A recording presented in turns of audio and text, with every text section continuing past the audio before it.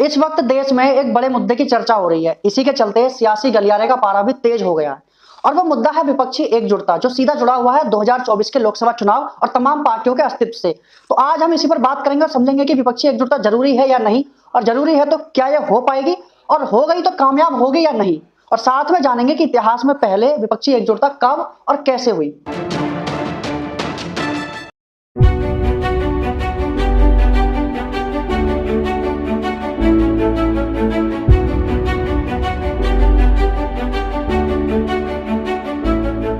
विपक्षी एकता की बात करें तो यह बात अभी हवा में है, क्योंकि लगभग सभी राजनीतिक दल अभी अपनी पार्टी और अपने नेताओं को बचाने में व्यस्त हैं। बिहार में तेजस्वी यादव खुद को बचाने में, दिल्ली में केजरीवाल मनीष सिसोदिया को बचाने में, कांग्रेस राहुल गांधी को बचाने में और अखिलेश यादव अपने नेताओं को संभालने में।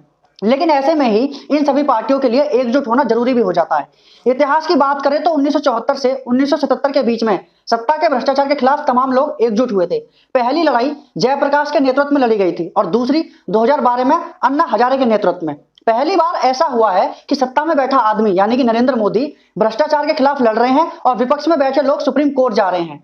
इसी वजह से यह साफ दिख रहा है कि वैचारिक तौर पर विपक्षी एकजुटता होने लगी है, यानी कि विपक्षी दल मन में इस बात को समझ चुके हैं कि बिना एकजुट हुए अब कमान हाथ में ले पाना नामुमकिन है। इसी वजह से देश के तमाम अलग अलग मुद्दों पर सभी विपक्षी साथ आ रहे हैं। लेकिन फिलहाल अभी विपक्षी एकजुटता बिल्कुल हवा में है। ऐसा मैं इसलिए बोल रहा हूं क्योंकि विपक्षी एकजुटता केवल दो तरीके से हो सकती है। पहला, किसी चेहरे पर आम सहमति बनने पर, और दूसरा, मुद्दों के आधार पर। आज के समय में विपक्ष के बीच इन दोनों को लेकर कोई भी परिस्थिति नहीं बन रही है। लेकिन एक मुद्दा और है जो इस बात को गहराता है कि विपक्ष एकजुट हो सकता है: जातिगत जनगणना। जी हां, ये वो मुद्दा है जो आज के वक्त इस तरह चर्चा में है कि राजनीति की सारी गलियां बस इसी पर ध्यान केंद्रित किए हुए हैं। अब देखना यह होगा कि जातिगत जनगणना जैसे मुद्दे विपक्ष को एकजुट करने में कामयाब होंगे। बड़ी संख्या में क्षेत्रीय राजनीतिक दल हैं जो जातिगत जनगणना की मांग कर रहे हैं। उत्तर से दक्षिण तक इसकी मांग हो रही है। इससे देश की राजनीति में कितना बदलाव आएगा?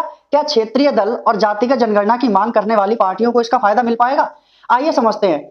देखिए, जातिगत जनगणना की बात करें तो ऐसा करवाकर बिहार के मुख्यमंत्री नीतीश कुमार खुद फंस गए हैं। जनगणना के दौरान बड़ी संख्या में ऐसी जातियां और उपजातियां सामने आई हैं जिसके बारे में अभी तक लोग जानते भी नहीं थे। ऐसे में अब इन जातियों के लोग भी कहेंगे कि हम नीतीश कुमार को अपना नेता क्यों माने। सभी अपनी अपनी जाति के नेताओं को आगे बढ़ाने की बात करेंगे। ठीक उसी तरह जातिगत जनगणना से भाजपा को वोट छिटकने का भी डर है। जब ओबीसी व अन्य दलित वर्ग की जातियां ये देखेंगी कि उन्हें भाजपा के साथ जाने पर कोई फायदा नहीं हो रहा है तो वे उनका साथ छोड़ सकते हैं।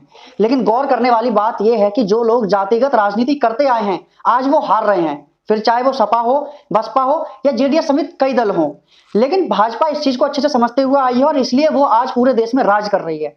इस पर आप लोगों की क्या राय है कमेंट बॉक्स में जरूर बताइए, और अभी तक आप लोगों ने चैनल को सब्सक्राइब नहीं किया है तो जरूर कर लीजिए। मिलते हैं आपसे अगले वीडियो में एक नए मुद्दे के साथ। तब तक के लिए नमस्कार।